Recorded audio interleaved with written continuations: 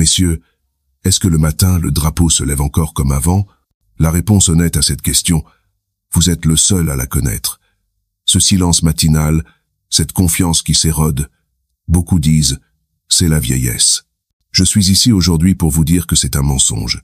Le problème n'est pas votre âge, mais la tuyauterie à l'intérieur de votre corps. Et la solution ne se trouve pas à la pharmacie, mais sur l'étal de votre marché local. Restez avec moi, et je vais vous montrer comment redémarrer la machine, en m'appuyant sur une découverte scientifique récompensée par un prix Nobel de médecine. Avant de plonger au cœur du sujet, si vous souhaitez recevoir d'autres conseils comme celui-ci pour reprendre le contrôle de votre santé, prenez une seconde pour vous abonner à cette chaîne et activer la cloche de notification. C'est simple, rapide, et cela nous aide à continuer ce travail. Parlons franchement, entre hommes.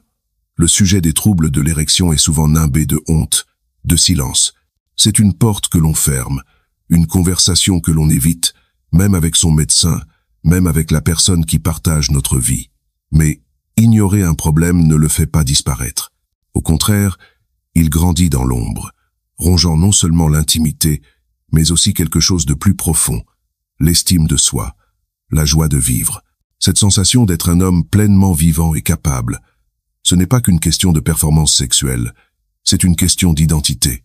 Combien d'hommes ai-je vu dans mon cabinet, des hommes forts, des pères, des bâtisseurs, des intellectuels, me regarder avec une tristesse résignée en disant « Docteur, je crois que mes meilleures années sont derrière moi. » Chaque fois, ma réponse est la même.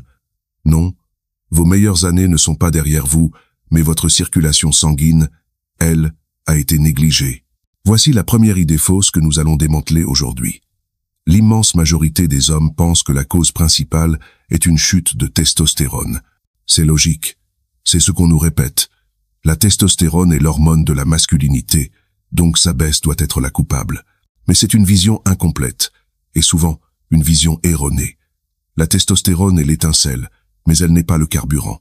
J'ai suivi des milliers de patients dont les niveaux de testostérone étaient parfaitement dans la norme pour leur âge, mais qui souffraient de troubles sévères. Pourquoi? Parce que l'acteur principal de cette pièce a été oublié de tous. Cet acteur, c'est votre circulation sanguine. Une érection est un phénomène fondamentalement hydraulique, pas uniquement hormonal. Imaginez un tuyau d'arrosage. Pour qu'il projette un jet puissant et soutenu, il a besoin de deux choses. Une pression d'eau suffisante et un tuyau souple, large, sans coude, ni obstruction.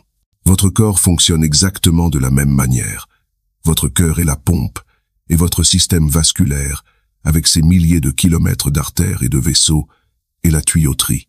Les corps caverneux du pénis sont comme des éponges qui ont besoin de se gorger de sang rapidement et puissamment pour obtenir une érection ferme. Si votre tuyauterie est rouillée, rigide et rétrécie par des années de plaques d'athérome, de stress et de mauvaise alimentation, alors peu importe la pression que le cœur essaie d'envoyer, le flux qui arrive à destination sera faible, un simple filet d'eau. C'est aussi simple que cela. Le problème n'est pas la volonté, ce n'est pas le désir, c'est la plomberie. Et c'est là que réside une nouvelle extraordinaire. Si le problème est mécanique, il existe des solutions mécaniques. Vous n'êtes pas cassé. Votre système a juste besoin d'une maintenance et des bons outils pour se déboucher. Le véritable enjeu n'est donc pas de courir après des traitements hormonaux coûteux et parfois risqués, mais de se poser la bonne question, qu'est-ce qui contrôle l'ouverture et la fermeture de mes vaisseaux sanguins? Comment puis-je les rendre plus souples, plus réactifs, comme ils l'étaient à 30 ans? La réponse à cette question est la clé non seulement de votre vigueur sexuelle, mais aussi de la santé de votre cœur et de votre cerveau. Elle a fait l'objet d'une des plus grandes découvertes médicales du XXe siècle, et elle est aujourd'hui à votre portée.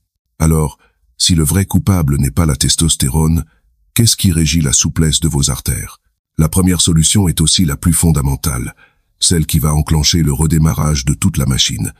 Cette clé de contact est la vitamine D3. Oubliez tout ce que vous pensiez savoir sur la vitamine D. Ce n'est pas juste une vitamine pour les os, c'est une pro-hormone. Considérez-la comme le signal de départ, le directeur d'usine qui donne le coup d'envoi à la production nocturne. Des centaines d'études scientifiques, comme celle, devenue une référence, publiée dans la revue Hormone and Metabolic Research en 2011, ont établi une corrélation directe et indéniable entre un faible taux de vitamine D et un faible taux de testostérone chez l'homme. Quand vos niveaux de vitamine D sont bas, Votre corps reçoit le message de ralentir la production de testostérone. C'est aussi simple que cela. Votre corps ne peut pas fabriquer l'hormone de la masculinité sans son ingrédient principal. Maintenant, l'information la plus importante. Le moment de la prise est aussi crucial que la prise elle-même. La plupart des gens prennent leur vitamine D le matin avec leur café. C'est une erreur de stratégie. Prendre cette vitamine le matin, c'est comme livrer des matériaux sur un chantier alors que tous les ouvriers sont partis. L'usine hormonale, l'usine de testostérone, commence son travail le plus intense pendant que vous dormez. En prenant votre vitamine 3 environ 1 heure avant de vous coucher, vous fournissez le carburant à vos ouvriers pile au moment où ils prennent leur service. Vous travaillez en synergie avec les rythmes naturels de votre corps, et non contre eux. L'efficacité ne réside pas dans la force brute, mais dans le bon timing. Il est inutile de prendre des doses massives. La régularité et le timing priment sur la quantité. Nous cherchons à rétablir un équilibre, pas à provoquer un choc. Voici donc votre première action concrète, votre premier pas. Dès ce soir, commencez avec une dose standard de 2000 unités internationales de vitamine D. Assurez-vous qu'il s'agisse bien de la forme 2,3, cholécalciférol, et non de la forme 2,2, car la 2,3 est la forme que votre corps utilise le plus efficacement. Prenez-la avec une petite source de gras si possible, comme une poignée d'amandes ou un peu de yaourt, car c'est une vitamine liposoluble, et cela améliorera son absorption. Ce geste simple est le premier domino à tomber. Il envoie le signal à votre corps que la reconstruction peut commencer. Il ne réglera pas tout en une seule nuit, mais il met le moteur en marche. C'est la condition sine qua non pour que les étapes suivantes puissent fonctionner. Sans cette clé de contact, les autres actions que nous allons voir perdent une grande partie de leur efficacité. Messieurs, je vous présente votre meilleur allié, la solution la plus simple et la plus sous-estimée pour relancer votre circulation. Ce n'est pas une pilule magique. Ce n'est pas un appareil complexe. C'est la betterave. Oui, cette humble betterave rouge, celle que l'on trouve toute l'année sur les étals des marchés français, celle que l'on mange en salade, souvent sans y prêter attention. Ce légume est un véritable concentré de puissance, un don de la terre. Et pour nous, il représente une usine naturelle de fabrication de ce fameux oxyde nitrique. Permettez-moi de vous expliquer comment cela fonctionne, car la science derrière est d'une élégance remarquable. La betterave est exceptionnellement riche en ce que l'on appelle des nitrates d'origine végétale, ou nitrates alimentaires. Attention, ne confondez pas ces bons nitrates avec les nitrites ajoutés comme conservateurs dans la charcuterie, qui sont, eux, problématiques pour la santé. Lorsque vous mangez de la betterave, ou que vous buvez son jus, une cascade de réactions se met en place. Première étape. Dans votre bouche, des bactéries bénéfiques présentes sur votre langue commencent à transformer les nitrates en nitrites. C'est une étape clé. Nous y reviendrons. Deuxième étape. Une fois avalés, ces nitrites arrivent dans l'acidité de votre estomac. Au contact de l'acide gastrique, ils sont alors convertis en oxyde nitrique. C'est aussi simple que cela. Vous ne consommez pas directement de l'oxyde nitrique, vous donnez à votre corps la matière première exacte pour qu'il en fabrique lui-même. Vous contournez le problème de votre usine interne vieillissante en lui livrant directement les composants sur un plateau d'argent. C'est comme fournir du bois de qualité à une cheminée qui n'a plus que des braises. Le feu repart instantanément. Le résultat, quelques heures après avoir consommé de la betterave, votre taux d'oxyde nitrique dans le sang augmente de manière significative. Vos vaisseaux sanguins reçoivent le signal de se détendre. Votre tension artérielle peut baisser de plusieurs points, et le sang afflue de nouveau plus librement vers votre cœur, votre cerveau, et oui, vers les tissus érectiles. Laissez-moi vous raconter une brève histoire pour illustrer ce propos. Il y a quelques années, j'ai reçu en consultation un homme que nous appellerons Monsieur Dubois. C'était un artisan à la retraite de la région de Bordeaux, un homme fier, qui avait travaillé de ses mains toute sa vie. Il est venu me voir avec ce poids sur le cœur, celui d'avoir perdu sa vigueur, ce qui, pour lui, était une perte d'une partie de son identité. Il avait tout essayé, sans succès. Je ne lui ai demandé qu'un seul et unique changement. Pas de régime drastique, pas de programme sportif épuisant. Juste un verre de jus de betterave frais chaque matin, à jeun. Il était sceptique, et je le comprends. 3 semaines plus tard, il m'a appelé. Sa voix n'était plus la même. Elle était plus légère, plus assurée. Il m'a dit simplement « Docteur, ça remarche. Je me sens de nouveau vivant. » L'histoire de Monsieur Dubois n'est pas un cas isolé. Je l'ai vu se répéter des dizaines et des dizaines de fois. Cette reconnexion avec son propre corps Cette sensation de puissance retrouvée est transformatrice. Ce n'est pas juste physique, c'est profondément psychologique. C'est la preuve que vous pouvez encore agir sur votre biologie, que vous n'êtes pas simplement le passager passif du temps qui passe. Mais pour que ce don de la Terre exprime tout son potentiel, il ne suffit pas de le consommer. Il faut le consommer de la bonne manière, au bon moment. La façon dont vous préparez et intégrez ce simple légume à votre routine peut faire toute la différence entre un résultat modeste et une véritable renaissance. Entrons maintenant dans la partie la plus importante, la pratique. Comment transformer cette connaissance en une action quotidienne qui produit des résultats concrets? J'ai condensé cela en un rituel matinal simple, en 3 étapes claires. Ce n'est pas compliqué. Il n'y a pas besoin d'équipement spécial, juste de la régularité et de la méthode. La première étape concerne le quoi et le combien. Votre objectif est de consommer la juste dose de betterave pour stimuler votre production d'oxyde nitrique. Vous avez 3 options principales. Choisissez celle qui vous convient le mieux. Option 1, la plus directe, le jus. Un verre de 150 à 200 ml de jus de betterave frais. C'est à peu près la taille d'un petit verre à eau. Vous pouvez le faire vous-même avec un extracteur ou l'acheter en magasin bio, en veillant à ce qu'il soit pur, sans sucre ajouté. C'est l'option la plus rapide et la plus concentrée.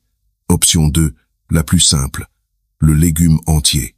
Une betterave de taille moyenne, cuite à la vapeur ou au four, que vous pouvez manger en salade ou simplement telle qu'elle. La cuisson n'altère que très peu les nitrates. C'est une excellente façon d'ajouter aussi des fibres à votre alimentation. Option 3, la plus pratique pour ceux qui voyagent ou sont pressés, la poudre. Une cuillère à café de poudre de betterave de haute qualité, diluée dans un verre d'eau. C'est efficace et facile à conserver. La clé n'est pas la quantité excessive, mais la régularité. Inutile d'en boire 1 litre. Un petit verre, une betterave ou une cuillère de poudre. Mais chaque jour, la deuxième étape est encore plus cruciale. C'est le quand. Le moment de la journée où vous consommez votre betterave est déterminant. Faites-le le matin, idéalement à jeun, avant votre petit déjeuner. C'est votre fenêtre d'or. Le matin, votre corps est dans un état de jeûne. Il est prêt à absorber les nutriments de manière optimale. En consommant la betterave sur un estomac vide, vous permettez une conversion maximale des nitrates en oxyde nitrique, sans interférence d'autres aliments. C'est ce qui déclenchera la cascade de bienfaits pour toute la journée. Et voici une petite astuce technique mais essentielle. Évitez de vous brosser les dents ou d'utiliser un bain de bouche antiseptique juste avant ou juste après avoir consommé votre betterave. Pourquoi? Parce que, comme nous l'avons vu, la première étape de conversion des nitrates se passe dans la bouche, grâce à des bactéries spécifiques. Si vous les éliminez avec un brossage agressif ou un bain de bouche, vous court-circuitez une partie du processus. Prenez votre betterave, attendez une petite demi-heure, puis prenez soin de votre hygiène dentaire. Enfin, la troisième étape. Identifiez et éliminez les ennemis silencieux. Ajouter la betterave, c'est bien, mais si dans le même temps vous consommez des aliments qui sabotent vos efforts, les résultats seront décevants. Le matin, il y a 2 grands saboteurs de la circulation sanguine. Le premier, ce sont les charcuteries industrielles. Saucisses, bacon, jambon sous vide. Elles sont chargées en sel et en conservateurs qui provoquent une contraction de vos vaisseaux sanguins. C'est l'exact opposé de ce que nous cherchons à faire. Le second, ce sont le sucre et les farines blanches raffinées. Le pain de mie blanc, les croissants, les viennoiseries. Ils provoquent un pic d'insuline qui, sur le long terme, favorise l'inflammation et perturbe votre équilibre hormonal. Remplacez-les simplement par un œuf à la coque, une poignée de noix de Grenoble ou un avocat sur une tranche de pain complet. Voilà, c'est tout le rituel. Simple, direct, scientifique. Mais que se passe-t-il, au-delà de la biologie, quand on adopte ce simple rituel? Nous avons vu le problème, nous avons identifié la cause, et nous avons présenté la solution. Récapitulons la logique de manière simple. Votre problème de vigueur n'est pas une fatalité liée à l'âge, mais principalement un problème de circulation sanguine. La cause de cette mauvaise circulation est un déficit en une molécule clé, l'oxyde nitrique, une découverte qui a valu un prix Nobel de médecine. Et la solution la plus simple pour relancer la production de cette molécule est de fournir à votre corps les nitrates contenus dans un légume accessible à tous, la betterave. C'est un raisonnement direct, basé sur la science, et qui mène à une action claire et réalisable. Mais je veux conclure sur quelque chose de plus profond. Adopter ce rituel matinal Ce n'est pas seulement prendre soin de sa santé vasculaire ou chercher à améliorer ses performances. C'est bien plus que cela. Chaque matin, lorsque vous choisirez de préparer ce verre de jus ou de manger cette betterave, vous poserez un acte de reconquête. Cet acte simple est une déclaration. C'est une déclaration adressée à vous-même, qui dit « Je ne suis pas fini, je n'abandonne pas, je suis encore aux commandes de ma biologie ». Vous cessez d'être une victime passive du temps, et vous devenez un acteur engagé de votre propre bien, être. C'est une affirmation quotidienne de votre valeur et de votre volonté de vivre pleinement. Car au final, c'est de cela qu'il s'agit. Retrouver sa vigueur, c'est pouvoir de nouveau regarder son ou sa partenaire avec confiance et désir. C'est pouvoir profiter sans arrière-pensée de l'intimité, qui est un pilier fondamental d'une relation épanouie.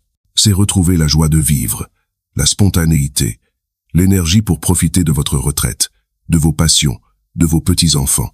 C'est cette sensation irremplaçable de se sentir bien dans son corps, de savoir qu'il répond encore présent. Je vous ai donné aujourd'hui une carte, un plan d'action. La décision de vous mettre en chemin vous appartient. Je ne vous demande pas de me croire sur parole. Je vous demande d'essayer, d'accorder à votre corps un mois de ce traitement simple et naturel. Ne faites pas cela pour impressionner qui que ce soit d'autre. Faites-le pour l'homme que vous voyez dans le miroir chaque matin. Demain, au réveil, commencez votre rituel.